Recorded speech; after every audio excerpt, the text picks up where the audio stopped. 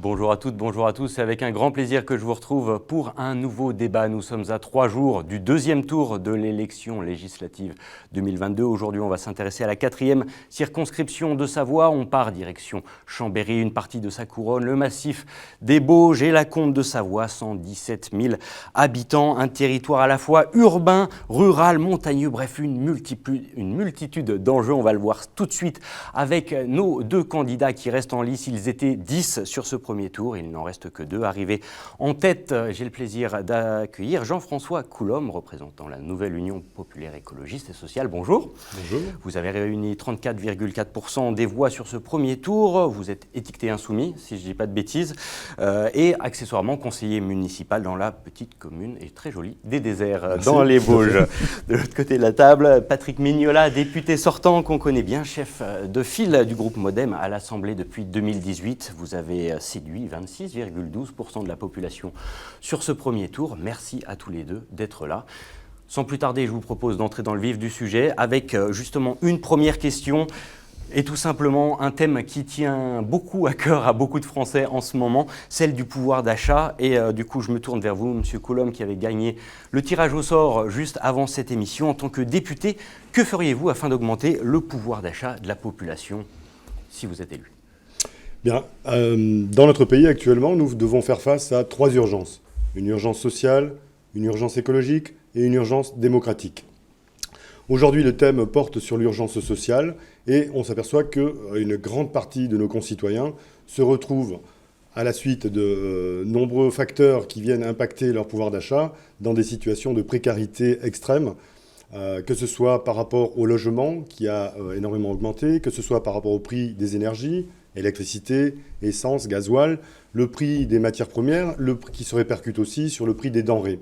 Donc aujourd'hui, on a clairement une perte de pouvoir d'achat très importante pour des gens qui avaient déjà des revenus relativement faibles dès le départ, puisque nous, avant même cette spirale inflationniste que nous rencontrons aujourd'hui, nous avions dans notre programme l'ambition de porter le SMIC à un minimum de 1 500 €, ce qui nous semble être un minimum vital. Quand, je vous le rappelle, le seuil de pauvreté est évalué en France aux alentours de 1 103 € par personne et par mois. Donc nous, voilà, le principe est de dire quelqu'un qui travaille doit obligatoirement avoir, on va dire, un revenu digne et qui lui permette de boucler les fins de mois sans se dire le 15 du mois, je suis à la fin du mois. Qui plus est dans nos départements où sur la 4e de Savoie, la vie est chère, on le sait. La vie est chère, effectivement, en Savoie, parce qu'effectivement, il y a une tension foncière qui est importante. C'est un département qui est très couru, tant mieux, c'est bon signe. Mais donc, notre programme prévoit clairement la revalorisation des minima sociaux.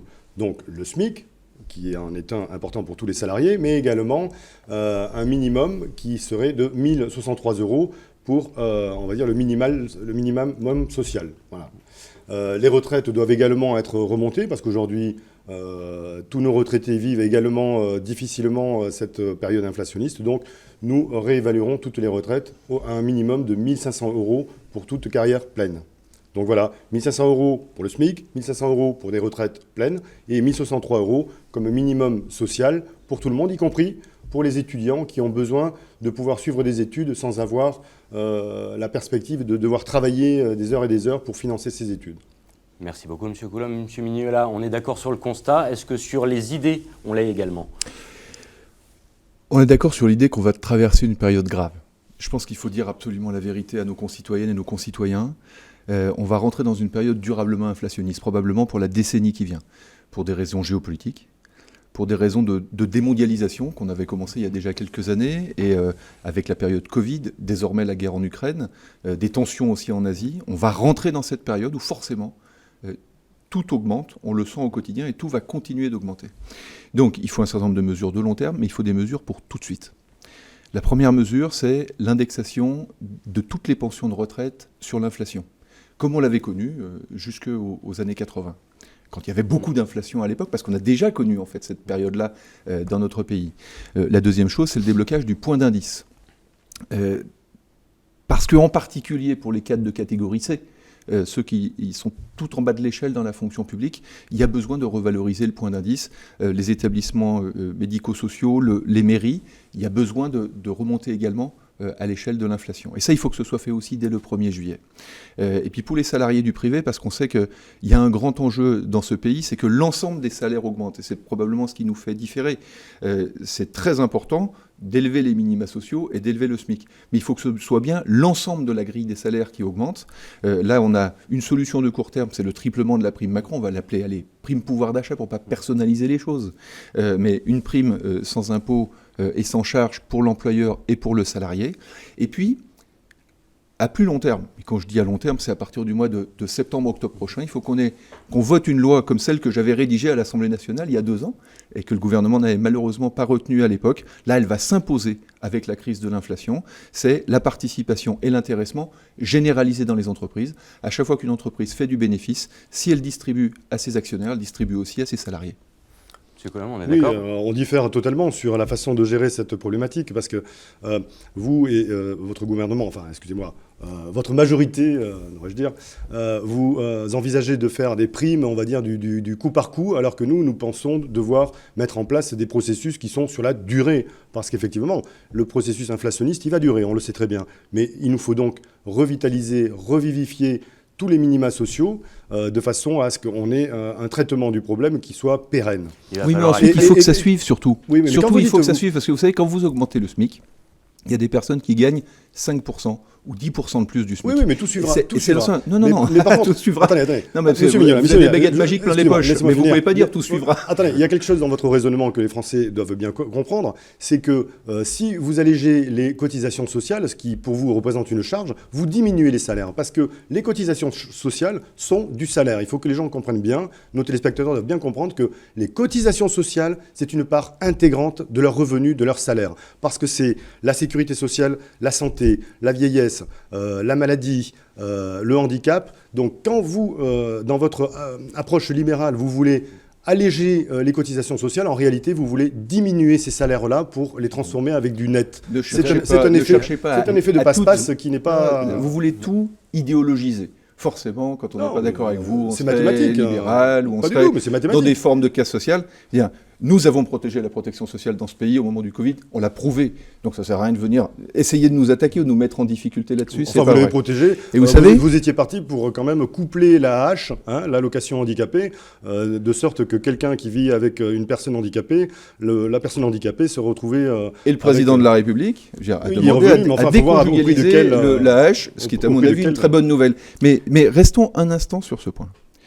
Il est très important que dans ce pays, tous ceux qui travaillent puissent vivre de leur travail. Vous savez, il n'y a rien de pire aujourd'hui que de se retrouver dans la classe moyenne, surtout quand on habite une agglomération comme Chambéry, vous le rappeliez, et d'être, au fond, à toujours gagner trop pour avoir des aides, mais pas assez pour vivre bien. Et donc, vous avez raison, bien sûr qu'il faut des cotisations sociales, bien sûr qu'il faut préserver notre modèle de protection sociale, mais ce qui est parfaitement anormal, c'est que depuis une quinzaine d'années, la rémunération du capital, du fait de la mondialisation, a augmenté 7 fois plus vite que la rémunération du travail. Et on voit bien toute la difficulté. Il y a des entreprises aujourd'hui qui n'arrivent pas à trouver... Ah ben vous voyez, je veux dire, rejoignez-nous, moi j'ai accueille beaucoup de sensibilité. Moi j'ai défendu ça à l'Assemblée nationale parce que il m'arrive d'avoir une certaine liberté de parole. Effectivement, et puis je l'assume. Moi, quand je n'ai pas été d'accord avec l'augmentation de la CSG pour les retraites, quand j'ai voulu développer la participation et l'intéressement, je crois que j'avais raison à l'époque. Parce qu'aujourd'hui, il y a toutes les entreprises qui n'arrivent pas à trouver de salariés parce que justement, on n'a pas mis ces dispositifs en place. Et donc, si on leur dit, on va brutalement vous obliger à augmenter tous les salaires, vous verrez que ça ne marchera pas. J'en prends le pari ici. Si en revanche, vous leur dites, à chaque fois que vous faites du bénéfice, vous pouvez mieux le partager et on vous aide parce que c'est l'État qui prend en charge la protection sociale plutôt que le salarié. Vous savez, parler à quelqu'un qui voit sa fiche de salaire, entre le brut et le net, il sait ce que c'est que la différence. Oui, le pari est pris du coup sur notre antenne. Les téléspectateurs sont témoins, il n'y a aucun problème. En attendant, hier, nous avions sur un autre plateau la question, par exemple, des infirmières en néonatalité qui se retrouvent avec, par exemple, des heures de nuit dont le surcoût est de 1 euro par heure. Vous voyez, donc c'est des gens qui donnent beaucoup d'elles-mêmes, d'eux-mêmes. On va revenir justement sur les emplois très mal reconnus. Depuis les 5 années qu'ont duré ce gouvernement Macron, en tout cas, voilà où est-ce qu'on en est. Donc maintenant, toutes les les bonnes volontés dont vous semblez vouloir faire preuve, elles sont quand même tardives. On passe, si vous le voulez bien, du côté du climat, parce que c'est aussi un des gros dossiers, même si le pouvoir d'achat, on n'a pas assez encore fait d'en parler, et ça pourrait nous tenir l'émission complète. Mais du coup, je me tourne vers Monsieur Mignola. Quelle serait votre priorité en matière climatique aujourd'hui? Alors il y a une priorité constante pour le département de la Savoie. D'abord, c'est la défense de l'hydroélectricité. Il faut qu'on continue à développer l'hydroélectricité. Moi, j'ai été le rapporteur, c'était une des dernières lois qui a été votée à l'Assemblée nationale, de la prolongation du service public de la Compagnie nationale du Rhône. Et il faut qu'on fasse la même chose pour nos barrages. Mais il y a une priorité absolue parce que c'est le point noir d'émissions de gaz à effet de serre, c'est la question du transport et en particulier du transport de marchandises. Ce sont les camions. Et donc, vous me voyez venir évidemment, le projet Lyon-Turin, on a un tunnel international qui est en train d'être creusé. C'est plus un projet au fond.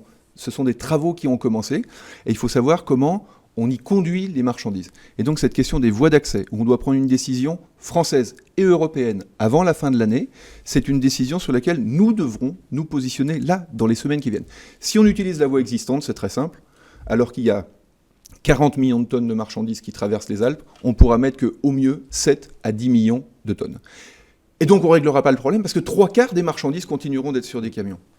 Si en revanche on a des voies nouvelles, on pourra faire l'ensemble. Et je voudrais vous dire une chose de ce point de vue-là, ce choix est d'autant plus fondamental qu'il est fondamental à moyen terme pour lutter contre le réchauffement climatique, mais à très court terme, parce que si on utilise la voie existante, on mettra 170 trains de camions de fret sur nos voies ferrées. Qu'est-ce qui manque concrètement par jour? Maintenant, il y a déjà cette autoroute ferroviaire alpine qui existe. Et sur l'autoroute ferroviaire alpine, malheureusement, vous allez jusqu'à 2 millions de tonnes. Aujourd'hui, c'est un report massif. Et le report massif, évidemment, il sera inconcevable de faire traverser Aix-les-Bains, de faire traverser Chambéry par 170 trains de marchandises tous les jours, parce que si c'était par jour, on supprimerait tous les TER. Et si on les fait traverser la nuit, il n'y a plus personne qui dormira sur toute l'agglomération d'Aix-les-Bains et de Chambéry. Et donc, il faut absolument se positionner là-dessus. Je sais qu'un certain nombre de militants radicaux de défense de la nature luttent contre ces nouvelles voies d'accès. Elles sont absolument indispensables. On peut faire toutes les compensations environnementales, on peut faire toutes les préservations de la biodiversité, on peut enterrer ces lignes s'il le faut, mais c'est absolument indispensable que les camions viennent désormais sur le rail. Jean-François Coulombe, le sujet clivant du Lyon-Turin, c'est un sujet clivant essentiellement en raison de la façon dont il va se dérouler. Parce que nous, à la NUP, on est particulièrement favorable au ferroutage. On est pour un ferroutage total et partout où cela est possible, tout de suite. Pas de mixité du coup. Pas de mixité. Si, la mixité, bien évidemment, vous ne pouvez pas du jour au lendemain, c'est comme l'énergie, vous ne pouvez pas du jour au lendemain dire on éteint toutes les centrales nucléaires. Donc du jour au lendemain, vous ne dites pas non plus on va arrêter tout le transport routier. Mais nous, on est pour un report modal, partout, tout de suite, partout où c'est possible en France, du nord au sud, de l'est à l'ouest. Et c'est possible tout de suite. Le projet dont parle M. Mignola, c'est un projet qui va aboutir, s'il aboutit, dans 15 ou 17 ans. Or, pendant ce temps-là... 2028. Non, vous allez voir. Pendant ce temps-là, on a aujourd'hui un trafic de 120 trains dans la gare de Chambéry, 120 échanges ferroviaires dans la gare de Chambéry par jour. Il se trouve qu'il y a 10 ans, on était à 200. Donc vous voyez, on a déjà de la marge à ce niveau-là. Et les syndicats et les professionnels du rail disent qu'on pourrait monter jusqu'à 240. Alors effectivement, vous pouvez vous dire, ah oui, mais ça va faire un trafic supplémentaire. Bien sûr, mais au profit, on va dire, de l'allègement de la pollution qu'il y a dans nos vallées. On voit bien ce qui se passe aujourd'hui dans la vallée d'Arve, où finalement... on a une fermeture qui va amener des camions en quantité très importante dans notre espace à nous, alors qu'on pourrait tout de suite, faire ce report modal et utiliser les voies existantes. Mais à 240, vous ne réglez rien, et en revanche, vous envoyez toute la nuit des trains à la queue leu-leu, de marchandises y compris. Et vous les enverrez, vous, dans la vallée de la Maurienne donc finalement... Mais non, vous les laissez sur les camions. Vous continuez d'envoyer des camions, c'est ça votre écologique Oui, ça fait partie de notre bifurcation écologique. Et vous voyez, on évoquait le fait, vous disiez des radicaux qui ne veulent absolument pas de votre solution. Nous, on a prévu, parce qu'effectivement, au sein de la NUP, tout le monde n'a pas la même sensibilité par rapport à ce sujet. Nous, on a prévu de remettre au goût du jour le parlementarisme, qui est quelque chose qui a été complètement oublié dans la Macronie qui s'est déroulée ces 5 dernières années, puisque nous avions pratiquement aucun débat parlementaire. Tout le monde était d'accord, le petit doigt sur la couture du pantalon. C'est absolument faux. Je Si, voulais encore démontrer tout à l'heure. Vous avez 15% de vos députés qui ont démissionné. Vous vous rendez compte, en 5 ans, 15%. Ah non, moi j'ai gagné 15% de députés. Excusez-moi, moi je suis au modem. Bon, vous en aviez 8, vous en avez 9, vous avez gagné 15%. Non, on était 46, on est monté à 58. Vous n'êtes pas obligé d'être offensant. J'invite les téléspectateurs à vérifier qu'il y a effectivement eu beaucoup de défections parmi les députés de la majorité La République En Marche. Messieurs, on sait, Nous discuterons de ce sujet. Nous avons prévu de discuter de ce sujet, entre autres, comme du nucléaire aussi, où on a différentes sensibilités qui nous composent. On a prévu de faire notre boulot de parlementaire. Et de parlementaire, ça parlemente, ça discute. Mais le climat, c'est une urgence. Et qui le dites-vous? À chaque fois, on s'est prononcé à l'Assemblée nationale et au Sénat en faveur de ces projets. Vous savez, tout ça, c'est des projets très concrets. Le Lyon-Turin, c'est une déclaration d'utilité publique qui a été prononcée en 2013. On est bientôt 10 ans après. Moi, je veux bien qu'on recommence un débat parlementaire, parce que vous n'êtes pas d'accord entre vous. Mais la réalité, c'est que le climat n'attend pas. Mais nous, on a l'ambition de tomber d'accord entre nous pour justement faire du report modal partout où cela est possible tout de suite. Pas dans 17 ans. Pendant ce temps-là... Non, mais vous pouvez le faire tout de suite. Mais c'est déjà le cas. Il y a aujourd'hui du fret ferroviaire, vous le savez bien. Il y en a très peu. Et vous pouvez encore augmenter. Il n'a pas été promu par... Mais vous allez régler 2% du problème, alors qu'il faut régler 100% du problème, sinon on n'atteindra pas les objectifs des accords de Paris. Le problème qu'il y a sur l'axe nord-sud entre Genève et Grenoble. Non, sur l'ensemble de l'est-ouest européen, on est en train de parler de l'ensemble des transports de marchandises. Le nord-sud... Alors que n'avez-vous fait, encore une fois, du report modal sur tous ces axes-là, qui pouvaient, par exemple, faire un Paris-Perpignan, qui a failli être d'ailleurs abandonné par le gouvernement Macron. Et qui a été rétabli par Jean Castex. Oui, mais il a fallu se battre, vous voyez. Et on a développé à nouveau sur l'ensemble des canaux également, et sur l'est de la France. Et aujourd'hui, il nous manque cette section est-ouest. C'est pas parce que vous ne voulez pas d'un projet Lyon-Turin qui concernerait uniquement la Savoie qu'on va empêcher l'ensemble de l'Europe de faire le report modal. Messieurs, s'il vous plaît, on pose les crayons. Totalement, on l'avait dit, le sujet est clivant. Merci de votre passion dans les débats. Je vous propose d'enchaîner tout de suite avec le troisième thème, parce que là encore, il y a à dire autant au niveau national qu'au niveau local, et ça concerne encore une fois beaucoup d'aspects de la vie locale. C'est la pérennité des emplois. Comment, selon vous, je me tourne vers vous, Monsieur Mignola, comment assurer une pérennité des emplois, déjà au niveau local? Au niveau local, on a besoin... Parce qu'on va rentrer dans la société du plein emploi. Vous avez remarqué que lors de cette élection présidentielle, pour la première fois depuis 30 ans, on avait très peu évoqué la question du chômage. C'est dommage d'ailleurs, parce que moi je crois qu'on doit porter un autre regard sur la façon d'organiser le travail tout au long de la vie. Et à certains moments, travailler un peu plus si on peut le faire et qu'on a besoin de gagner un peu plus d'argent. Parfois travailler un peu moins parce qu'il faut s'occuper de ses enfants ou d'une personne âgée ou malade qu'on doit accompagner. Dans cette société du plein emploi, il faut qu'on réussisse la relocalisation industrielle. On peut avoir une chance extraordinaire sur le bassin chambérien, c'est qu'à la différence du bassin annécien, du bassin lyonnais, du bassin grenoblois, on a la possibilité d'accueillir des activités nouvelles. Et dans ce département qu'a l'Institut national du solaire, nous devons récupérer chez nous les nouvelles générations de batteries, de piles électriques, de panneaux solaires. Nous pouvons accueillir chez nous, parce que ça déborde du côté de l'agglomération lyonnaise, la biotechnologie, le médical. On a réalisé tout d'un coup, c'est fou, et moi j'en prends ma part, parce que tout le monde doit en prendre la part. Je veux dire, tous les gouvernements successifs ont oublié qu'il fallait aussi qu'on ait des usines de Doliprane, on s'en est rendu compte au moment du Covid. Moi je souhaite qu'on développe aussi l'industrie pharmaceutique, et que tout simplement on développe l'industrie. Et on a les savoir-faire. C'est-à-dire aujourd'hui, on a une population qui est formée, qui est informée, qui a la possibilité de venir habiter en Savoie pour continuer à développer l'industrie. L'industrie, ça ne doit plus être un gros mot. Vous savez, la différence entre la France et l'Allemagne. En quelques mots, s'il vous plaît. Si on regarde, au fond, pourquoi on n'arrive pas à financer tout ce qu'il y a besoin de financer à l'école ou à l'hôpital, par exemple. En Allemagne, le PIB industriel par habitant, c'est 20 000 $ par an. En France, c'est 14 000 $. Si on faisait rien que la moitié du chemin, on pourrait mettre de l'argent partout où il manque. Merci beaucoup, M. Mignola. Jean-François Colonna. Bon, je voudrais quand même juste rappeler que vous avez voté pour le CETA. Le CETA, qu'est-ce que c'est? C'est un accord de libre-échange qui libéralise en quelque sorte les échanges entre les deux pays et qui était largement en faveur de l'Amérique du Sud, puisque c'est un projet qui avait pour mission de... Le CETA, c'est le Canada. Oui. Et l'Amérique du Sud... Et le Canada n'est pas en Amérique du Sud. Enfin, à ma connaissance, c'est en Amérique du Nord. Voilà, c'est ce libre-échange-là, si vous voulez, pour lequel nous, on n'a pas... Avec l'Amérique du Sud, c'est le Mercosur. Oui. J'ai voté contre. Le CETA, vous avez voté pour? Le CETA, j'ai voté pour parce que c'était à l'avantage de la France d'avoir de meilleurs échanges avec le Canada, parce que ça a ouvert 15% d'exportation à la France. Je vous ai pas interrompu. Bah non, mais vous vous trompez, donc je suis obligé de corriger.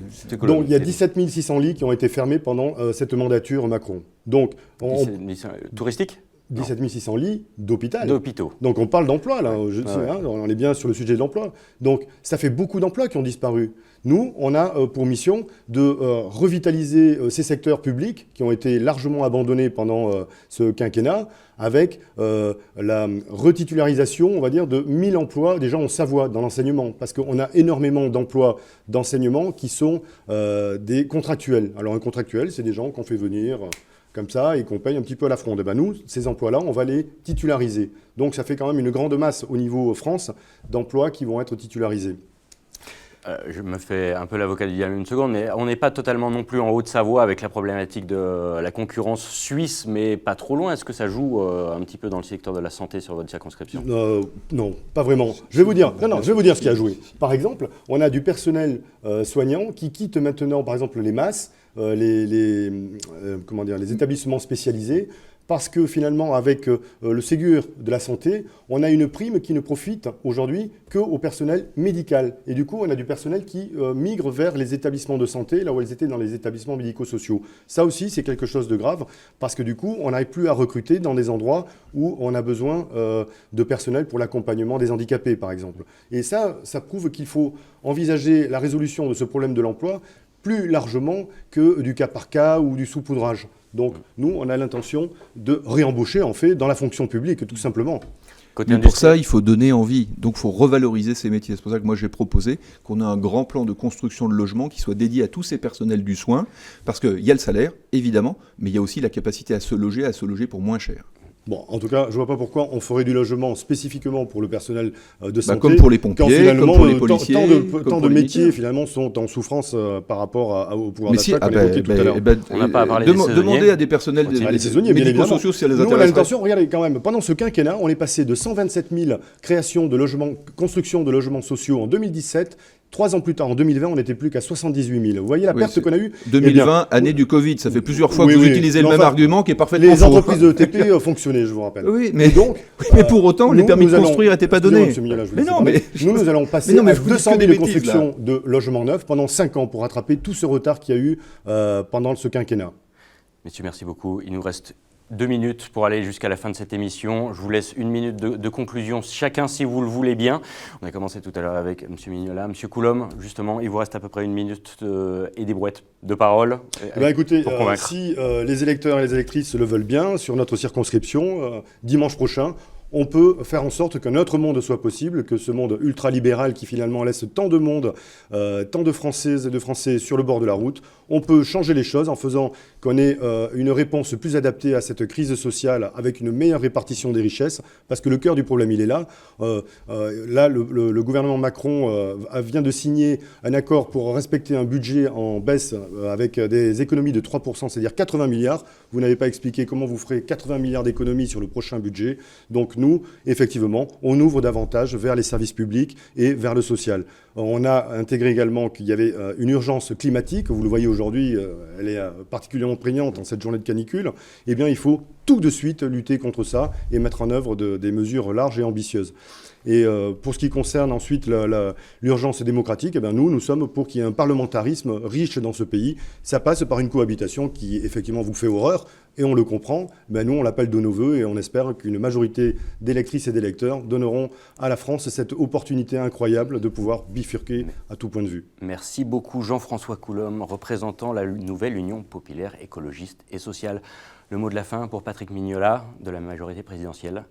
Mais moi, j'ai décidé de solliciter à nouveau la confiance des électrices et des électeurs, parce que d'abord, je veux continuer à servir tous les Savoyards, quelle que soit leur sensibilité politique, comme je l'ai toujours fait, sans esprit de système, de sectarisme ou de clanisme.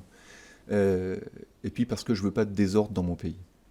Moi, je pense qu'on a de grands enjeux devant nous, que le moment est grave, que les 5 ans qui viennent nous engagent probablement pour les 50 ans qui viennent, et que je ne veux pas d'un désordre politique, parce que s'il n'y avait pas de majorité du tout à l'Assemblée nationale, on ajouterait une crise politique à la crise de la guerre à la crise climatique, à la crise alimentaire qui viennent. Et puis je ne veux pas de désordre économique non plus, parce que si cette majorité, c'était effectivement une majorité d'extrême gauche, je crois que nous n'irions pas là vers des 70 ou 80 milliards. C'est pas la Lutte ouvrière, ni la Ligue communiste révolutionnaire, ni le groupe armé révolutionnaire de l'enfant Écoutez, Jésus. vous prétendez que vous n'êtes pas d'extrême gauche, mais vous en avez le programme et vous en avez souvent les méthodes. Ça s'appelle un programme social. Regardez le programme de M. Mitterrand en 1981, regardez les 110 propositions, elles sont largement plus radicales que les propositions de Et au notre moment programme. où elles ont été appliquées, exactement comme vous voulez l'appliquer, avec 250 milliards de dépenses, l'équivalent de 20 points de TVA. 250 c'est milliards, une vous savez folie. ce que c'est le CICE et le Et CIR. il s'est passé quoi? Pendant 5 ans, Et il c'est s'est la passé dépense quoi au que moment vous- de M. Mitterrand? 2 bon, ans on a eu- après, c'était la rigueur. Eh oui, mais et pourquoi c'était les Parce que premiers vos nouveaux amis, pauvres en finalement, France. on met la Mais pas pression du- mais pour pas du faire tout. reculer. Merci Mais pas du beaucoup, en tout cas, de votre participation. Maintenant, le choix est aux électeurs. Dimanche prochain, Exactement. rendez-vous aux urnes. On vous attend nombreux. En tout cas, voilà, il nous tenait à Votez, cœur. faites voter, c'est très Voilà, important. on Vos amis, vous appelle vos aux collègues, urnes. vos voisins. Merci à toutes et à tous. Merci à vous deux de vous être prêtés au jeu une fois de plus après Et je être voudrais signaler passé. que ce soir, nous faisons un petit meeting à Chambéry, à la salle Jean Renoir, rue Nicolas Parent, à à tout 19h. hasard, Vous êtes tous Monsieur les Mignola, bienvenus. bienvenus. un petit meeting aussi. Et bien sûr, parce que ce sera ce soir à ma permanence, après avoir tourné dans les rues de Chambéry, parce qu'on termine cette campagne par Chambéry. Et ben voilà, il ne tient plus qu'à vous de faire votre choix. Merci à toutes et à tous de votre attention. On se retrouve très vite sur notre antenne. D'ici là, prenez soin de vous avec nos programmes. À bientôt.